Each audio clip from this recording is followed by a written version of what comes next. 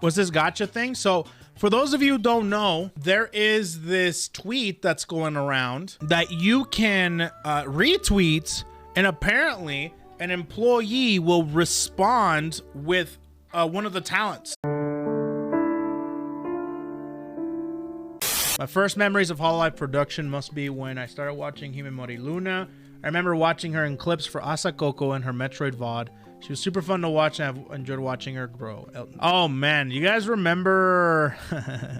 I guess I shouldn't go too much into detail about this. But you guys remember when I didn't like Luna like at all? I remember those days. Yeah, and Toa as well. I never forgot. Some people would still hold it against me, dude. Yeah, I remember that. I like to think of that as character development, chat. Just letting you know, character development is key. 5 years, Hololive production has gone from 1 to 72 active talents in terms of lifetime YouTube super chat revenue. They have been the top 4 channels, 7 of the top 10, 13 of the top 20, 24 of the top 50. This year, Forbes Japan named Motoaki Tanigo Yago in their top 20 entrepreneurs list. Pretty crazy, man.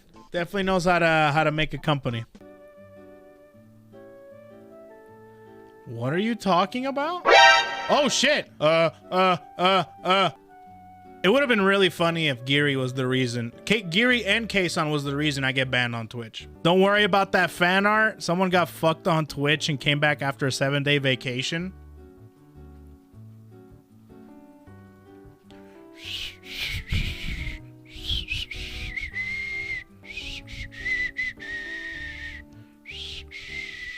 I hope I get my 7-day vacation now. That's such a cool picture, by the way. Mr. Strummer, I'm going to speak. BTW Go, this one is specifically for you.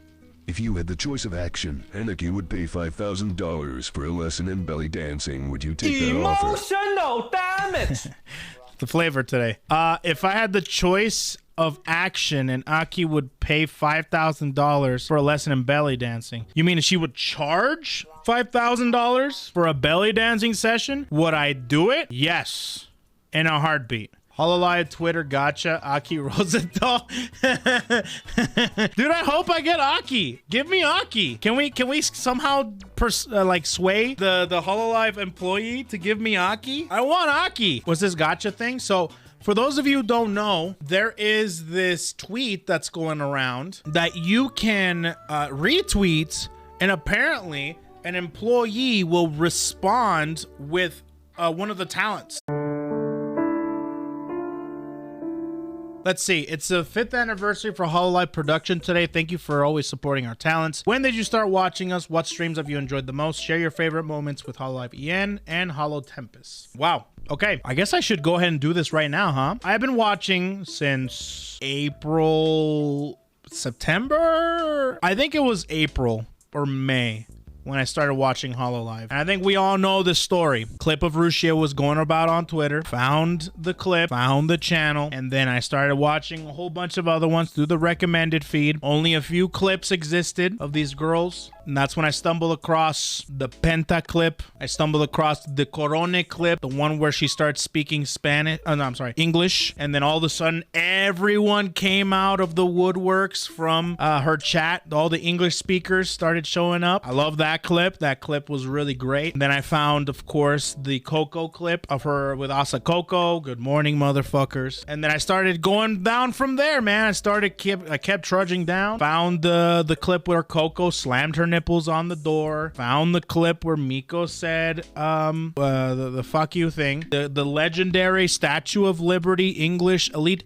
Miko English stream. Yeah, it's a lot of great moments. Old school, man. It's hard to believe that's been 2 years since then, right? And it's hard to believe that there was a Hololive before then too, because obviously 2017 was when they actually came together. And that's when Sora kind of came out and she started making music and started making all sorts of different things with cover. And then Aski came out, as well as Roboco and Suisei and Miko, and it's crazy, man. And I remember that Miko was around back then because Rushia is not even my first interaction with VTubers. The first one that I had was, of course, Kizuna Ai, which was a very influential figure at the time, YouTuber, also VTuber. And then Miko was also around during that time, around 2018, 2019, I want to say.